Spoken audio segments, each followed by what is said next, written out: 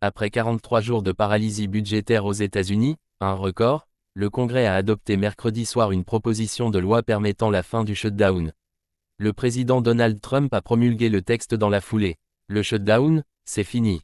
Le Congrès américain a définitivement adopté mercredi 12 novembre une proposition de loi qui permet de lever la paralysie budgétaire la plus longue de l'histoire des États-Unis.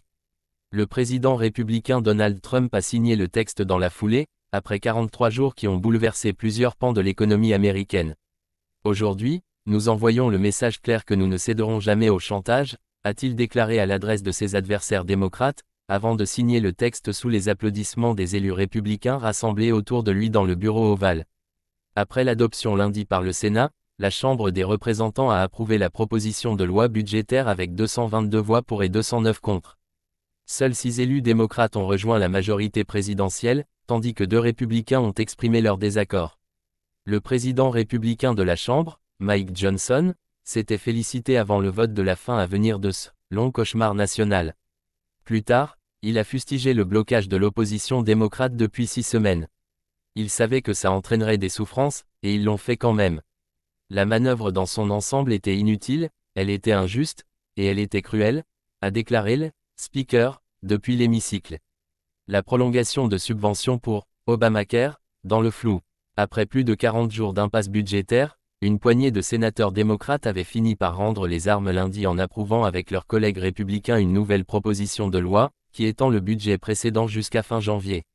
Le texte laisse en revanche dans le flou la prolongation de subventions pour Obamacare, l'assurance santé de ménages aux revenus modestes, aux grandes dames de la base et de nombreux élus démocrates. Parmi les seules concessions à l'opposition, le texte prévoit la réintégration des fonctionnaires licenciés depuis le début du shutdown. Il comprend également des fonds pour le programme d'aide alimentaire SNAP jusqu'en septembre, évitant ainsi que cette aide, dont bénéficient plus de 42 millions d'Américains, soit gelée en cas de nouvelle paralysie budgétaire fin janvier, comme ce fut le cas lors du blocage actuel. En raison des règles du Sénat, 8 voix de l'opposition étaient nécessaires pour adopter le texte. Et les 8 en question se sont attirés les foudres de nombreux membres du camp démocrate, qui dénoncent de maigres concessions et de fausses promesses républicaines. Capitulation. Le gouverneur de Californie, Gavin Newsom, s'est ainsi lamenté sur X d'une capitulation et d'une trahison envers l'Amérique qui travaille. De nombreux démocrates se sont aussi demandé pourquoi ces sénateurs ont cédé quelques jours seulement après de larges victoires de leur parti dans d'importantes élections à travers le pays, qui validaient selon eux leur stratégie au Congrès. Le chef de la minorité démocrate, Hakeem Jeffries, a de nouveau appelé mercredi soir les républicains à tenir leur promesse d'organiser un vote bientôt sur Obamacare.